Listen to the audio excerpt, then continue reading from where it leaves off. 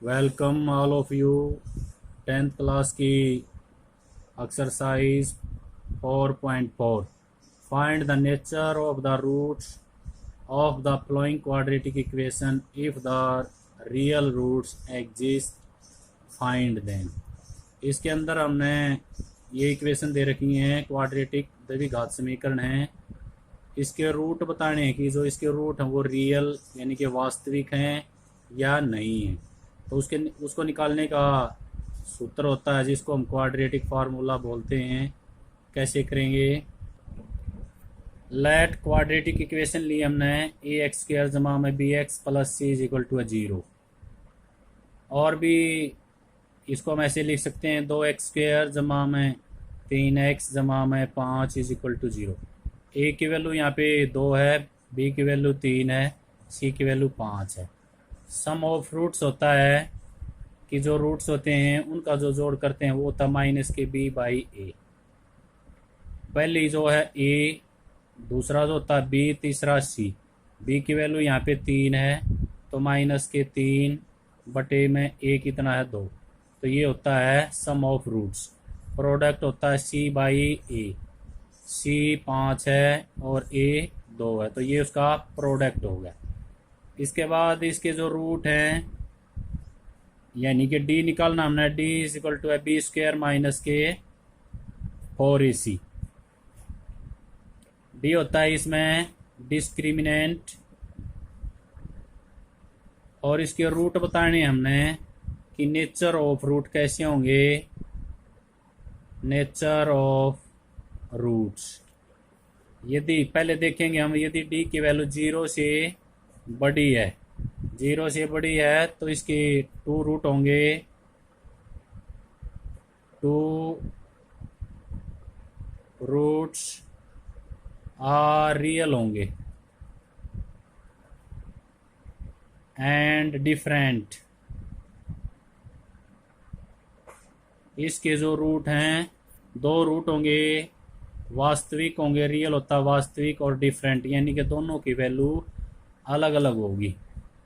यदि डी की वैल्यू 0 के बराबर आ जाए तो इसमें भी 2 रूट्स होते हैं। इसके 2 रूट्स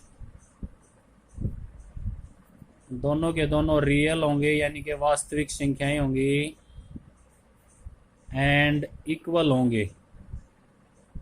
इक्वल या इसको हम कह सकते हैं कि दोनों सेम होंगे। जैसे यदि एक की वैल्यू 3 आई तो दूसरे की वैल्यू भी 3 ही आएगी। ये इसके एग्जाम्पल हैं। और यदि डी की वैल्यू 0 से छोटी है, 0 से छोटी तो माइनस में हो जाएगी, माइनस में है तो रूट्स, तो इसके अंदर हो सकते हैं roots are not real and not exist.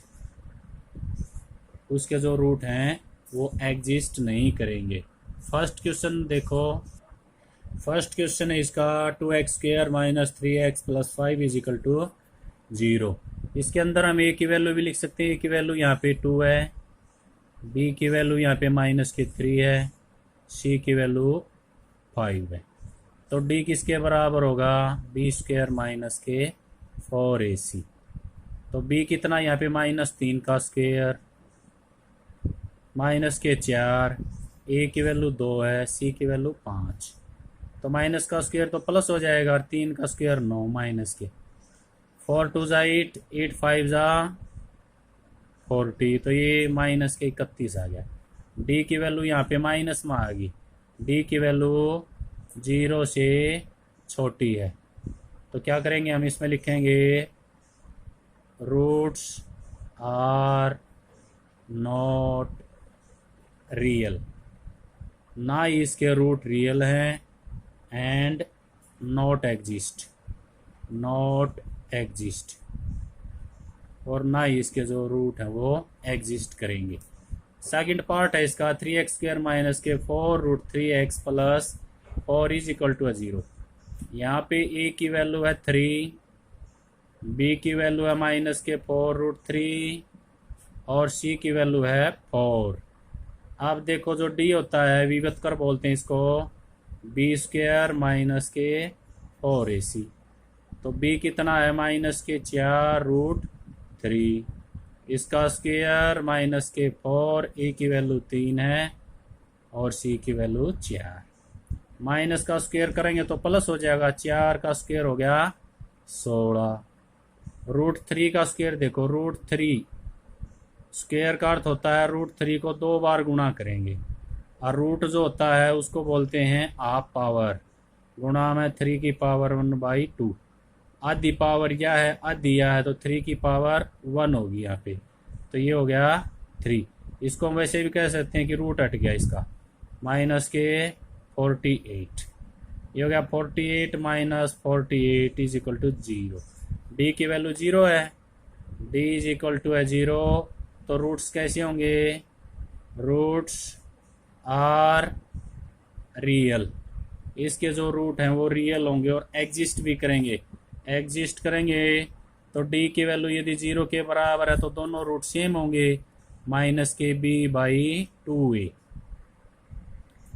तो यहाँ पर ये माइनस का है और b की वैल्यू भी माइनस के, तो प्लस का हो गया, ये प्लस के 4√3।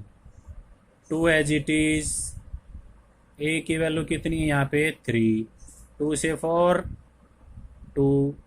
अब यहाँ देखो ऊपर 2√3 है, नीचे यहाँ 3 की पावर 1 है, तो इसको हम लिख देंगे √3 गुणा में √3। ये कट गया तो ये आ गया हमारे पास है 2√3। अल्फ़ा की वैल्यू भी यही है और बीटा की वैल्यू भी यही है, दोनों की सेम है। डी की वैल्यू यहाँ पे 0 है।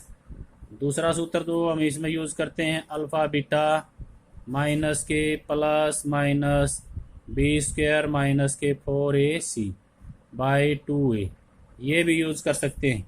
यहाँ पर ये d की वैल्यू है, यहाँ पे d की वैल्यू 0 है, 0 रखेंगे तो ये सारा 0 हो जाएगा, यही बचेगा हमारे पास माइनस के b/2a। अगला पार्ट है इसका, ये इसका तीसरा पार्ट है, तो d इज इक्वल टू है b² माइनस के 4ac। a की वैल्यू यहाँ पे 2 है, b की वैल्यू माइनस के 6, c की वैल्यू यहाँ पे 3 है।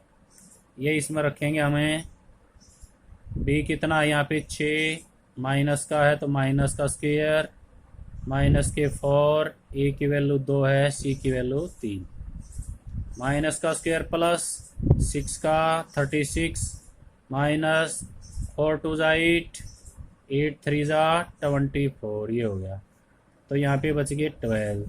तो d की वैल्यू 0 से बड़ी है, तो रूट्स क्या होंगे, roots are real, real root होंगे और एग्जिस्ट करेंगे, यानी कि 2 रूट होंगे। अल्फ़ा बीटा ले लिया हमने, माइनस के b plus minus b² minus के 4ac/2a। अल्फ़ा के लिए जमा का निशान, बीटा के लिए माइनस का निशान, दोनों को अलग अलग भी लिख सकते हैं और एक सीरीज में भी लिख सकते हैं।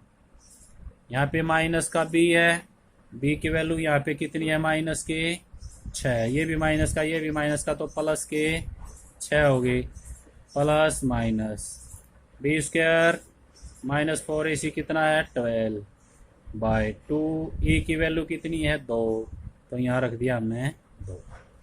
अब इसमें हो गया अल्फ़ा बीटा, ऊपर हो गया 6 जमा घटा 12 के रूट कर दिया हमने 2 × 3, नीचे हो गया 4।